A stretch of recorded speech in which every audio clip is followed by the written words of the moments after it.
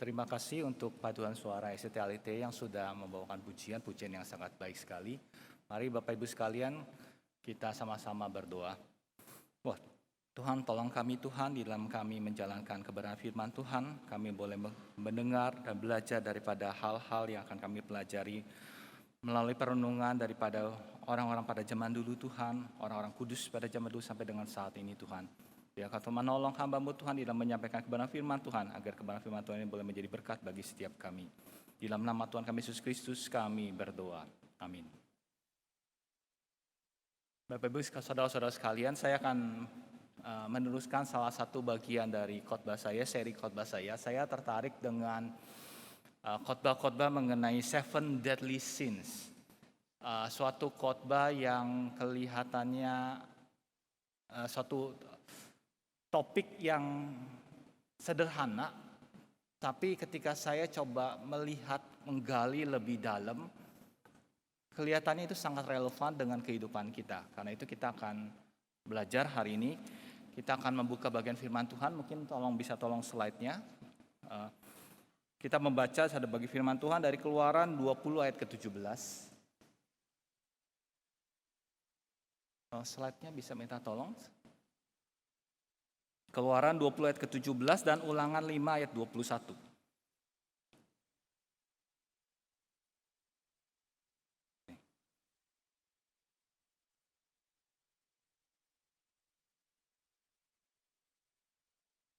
Oke, saya akan bacakan buat kita sekalian Keluaran 20 ayat 17.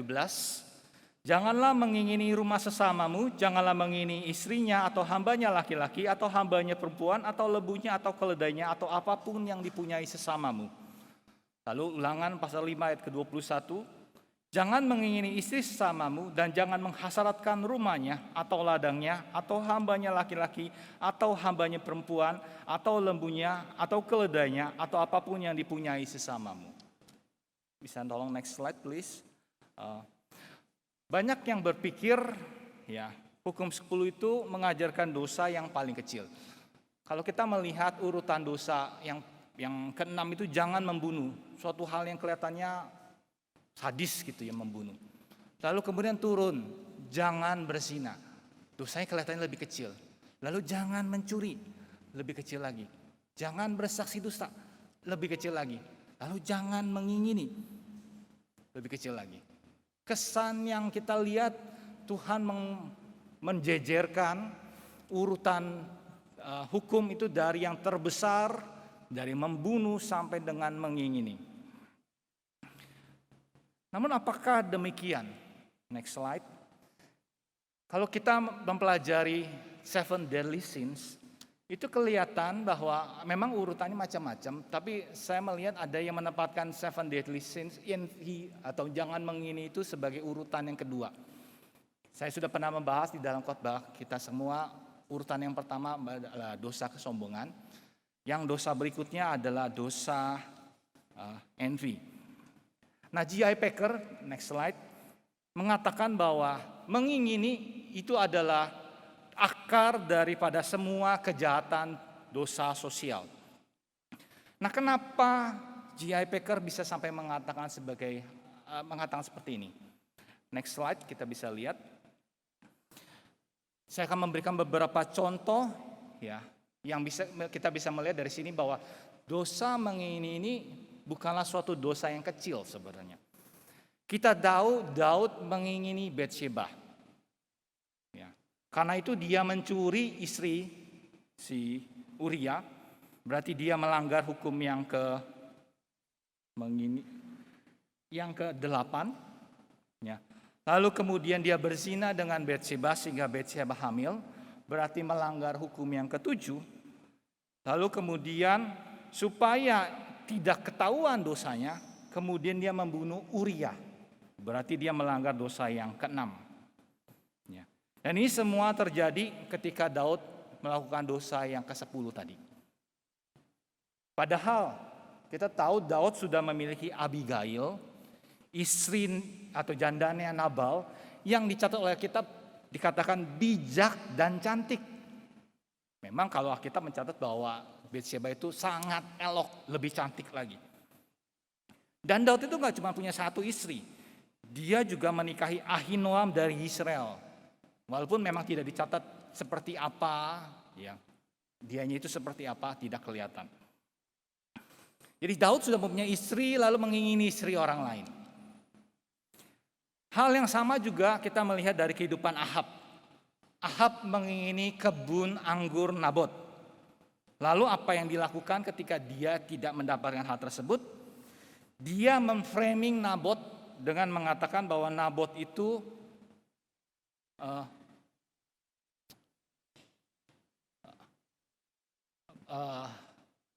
apa istilahnya?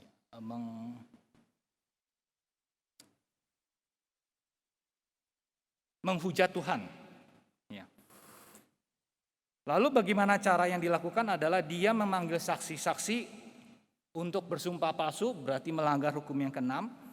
Ya. Hukum yang ke-9, hukum yang ke-9 betul. Lalu kemudian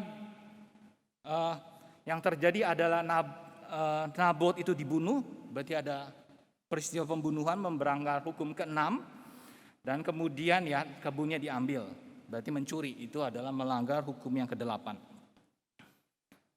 Berikutnya juga Achan. Di dalam Yosua 7 ayat 21 kita melihat Achan mengatakan, aku melihat di antara barang-barang jarahan itu jubah yang indah buatan Siniar dan 200 shikal perak dan sebatang emas yang 50 shikal beratnya, aku mengingininya, maka aku ambil. Dan akibat dosa Achan ini kita bisa melihat ada 36 tentara Israel tewas, ada pembunuhan, dan bangsa Israel kalah dalam peperangan melawan kota Ai. Juga kita lihat Yudas juga mengingini harta.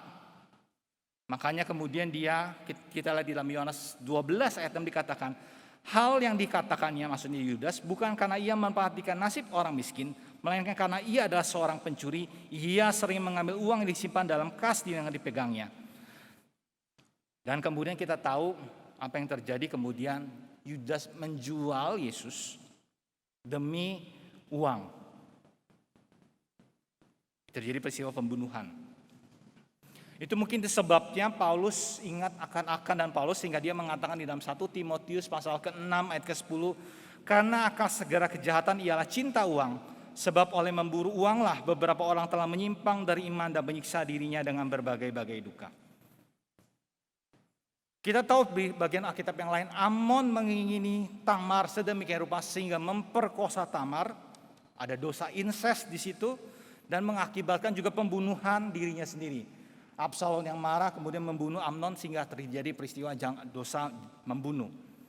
Nah, dosa yang kelihatan kecil di dalam urutan ke-10 itu ternyata menyebabkan dosa-dosa lain terjadi. Dosa ke-6 sampai ke-9 terjadi karena dosa yang ke-10 ini. Itu sebabnya dosa mengingini itu ditaruh sebagai dosa kedua di dalam 7 deadly sins, 7 dosa maut, karena dampaknya itu sangat parah. Next slide. Kalau mengingini kenapa dilarang? Ya. Kalau misalnya kita ingin jadi hamba Tuhan kan baik. Kenapa harus dilarang? Apa yang dimaksud dengan jangan mengingini di dalam Keluaran 20 dan Ulangan 5 ayat 21 ini? Nah, kalau kita melihat di dalam bahasa aslinya, ya, kata yang digunakan di dalam Keluaran 20 ayat 17 itu adalah kata hamat. Artinya improper desire, keinginan yang tidak tepat. Dan action to get what one has coveted, dan sebuah tindakan berusaha mendapatkan apa yang dia inginkan. Dan yang menarik di dalam Ulangan 5:21 di bagian keduanya itu NII menggunakan istilah menghasratkan, atau dalam bahasa aslinya hitwawe, artinya inordinate lust for something or someone. Suatu lust, dosa, keinginan yang tidak tepat untuk menginginkan seseorang atau sesuatu.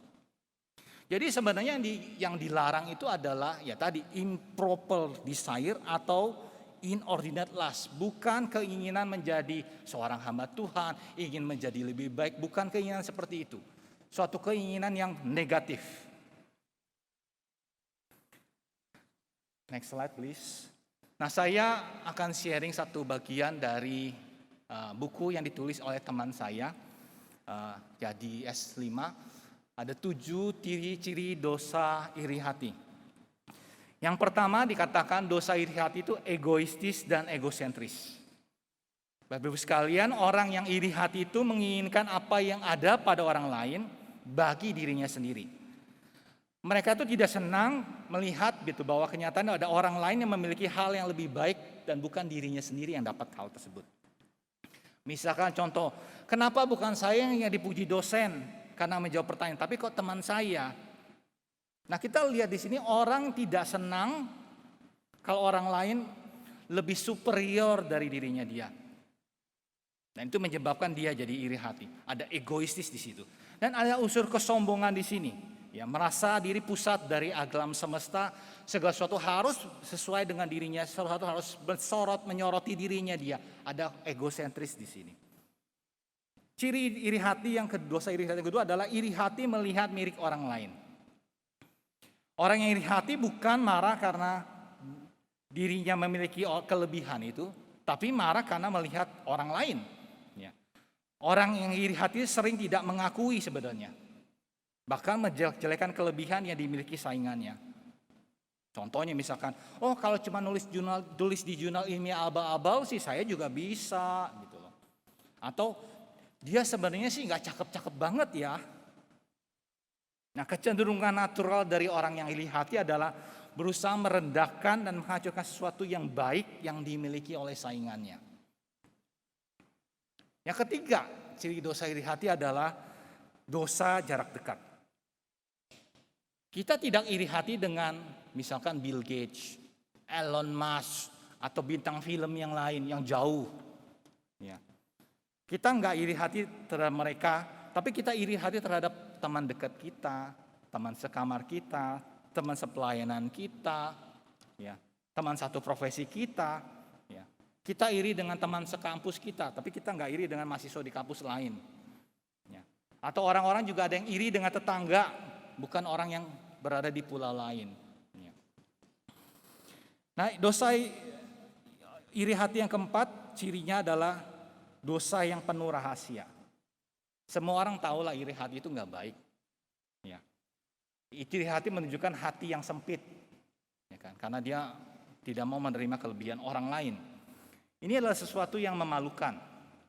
Ya, makanya tidak mau diakui. Ya. Kan nggak enak ya kalau ada yang ngomong, lu iri ya? Pasti dijawab, oh enggak, gue nggak iri sama dia kok, gitu ya. Itu kita bisa melihat sesuatu yang dirahasiakan. Slide berikutnya. Dosa iri hati membuat kita senang kepada mereka yang payah. Kita tidak senang dengan mereka yang sukses, apalagi kalau itu adalah teman lama kita. Makanya orang yang iri hati ingin agar seluruh dunia menjadi pencundang supaya dia kelihatan hebat. Dia senang kalau orang lain payah karena dia dapat menyombongkan diri. Berikutnya yang saya pikir mungkin ini yang menjadi poin yang kalau kita lihat, bahwa dosa iri hati itu masokis, menyiksa diri sendiri. Nah, di dalam 7 Deadly Sins, dosa ini adalah dosa yang paling gak enak. Ya. Kalau orang yang iri hati itu merana ngelihat ya orang lain, ya, kalau lagi kumat iri hatinya itu berasa jadi gak enak sebenarnya. Kalau orang sombong kan menikmati kesombongannya dia kan. Atau orang yang pemarah tuh puas ketika dia melampiaskan kemarahannya, setelah itu dia enak. Nah, dosa iri hati itu tidak seperti itu. Ya. Dosa iri hati itu melukai diri sendiri. Sebenarnya ini ada dosa yang tidak enak, tidak nikmat. Ya. Sedangkan dosa-dosa yang 7 Deadly Sins itu adalah dosa yang enak. Dan yang ketujuh yang paling cilaka adalah dosa iri hati itu menghalangi kita menjadi saluran berkat bagi sesama kita. Orang yang iri hati itu tidak suka lihat orang lain menikmati berkat-berkat Tuhan. Tuhan kasihkan karunia lebih, bakat lebih. Itu dia nggak suka. Orang yang iri hati tidak dapat bersuka dengan saingan. Ya. Sebaliknya berharap saingannya itu mendapat kesialan. Ya, ada rasa gembira yang busuk kalau melihat saingannya gagal atau mengalami penderitaan. Ini yang terjadi. Nah, saya coba membayangkan satu kasus fiktif ya. Yang saya nggak tahu apakah terjadi atau enggak, mudah-mudahan tidak gitu. Misalkan di asrama di Alita ini, ada orang yang iri lihat temannya sering beli GoFood. Ya. Mungkin dia bisa lapor sama Pak Amos bilang, lalu bujuk-bujuk Pak Amos, supaya keluar peraturan nggak boleh sering-sering beli GoFood. Gitu. Alasannya dibilang, nanti virus COVID masuk kampus karena bukusannya. Atau karena nanti makanannya nggak higienis, nanti sakit perut. Nah, lalu karena hal tersebut membuat orang lain jadi yang misinya bisa jadi tidak bisa. Itu yang bisa terjadi bagi orang yang iri hati, menghalangi kita menjadi saluran berkat bagi orang lain. Next slide please. Itu sebabnya dosa iri hati adalah musuh daripada kasih. Kita kemarin merayakan hari Valentine Day, ya. Kita bisa melihat di sini kasih itu adalah melihat orang lain bersuka cita kalau orang lain mendapatkan kebaikan, atau kita bahkan memberikan sesuatu kepada orang lain.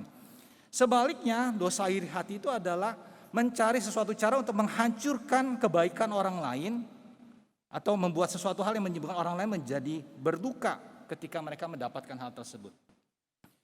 Jadi jelas sebenarnya dosa iri hati itu secara langsung itu memotong kasih kepada sesama. Nah, pertanyaannya adalah bagaimana kita bisa terhindar dari dosa iri hati. Next slide-nya please. Ada pepatah yang mengatakan the wise man is the one who does not grieve for the things which he or she has not, but rejoice for those which he or she has. Jelas ada perbedaan ya, ada orang yang bijak dengan orang yang iri hati. Orang yang bijak itu bersyukur atas apa yang dia punyai, sedangkan orang iri hati itu mangkel terhadap apa yang dipunyai orang lain. Nah, ada dua antidot untuk mencegah iri hati. Yang pertama adalah bersyukur. Slide berikutnya. Sekali lagi saya mengutip suatu pepatah, gratitude is a powerful catalyst for happiness. It's the spark that lights a fire of joy in your soul. Ya. Ketika kita belajar mensyukuri apa yang sudah Tuhan berikan kepada kita, itu bisa mencegah kita iri hati. Orang lain mungkin lebih bertalenta, karunia musiknya lebih tinggi. Tapi kalau kita mensyukuri kita punya, oke, kita nggak akan iri hati dengan orang lain. Nah, kalau kita sampai susah bersyukur, cara yang paling gampang adalah lihat orang yang di bawah kita. Jangan lihat, oh dia karunianya bagus ya, bisa main musik, saya kok nggak secanggih dia. Lihatlah sama orang yang di bawah. Lihatlah sama saya yang nggak punya karunia musik, yang nggak bisa main alat musik. Yang kalau main alat musik itu suka berantakan beatnya segala macam. Kamu mestinya bersyukur karena kamu lebih bisa main musik daripada saya. Jadi lihatlah orang yang di bawah kita. Nah, yang kedua yang kita bisa lakukan, antidot yang kedua adalah merasa cukup, be content. Next slide please. Ya.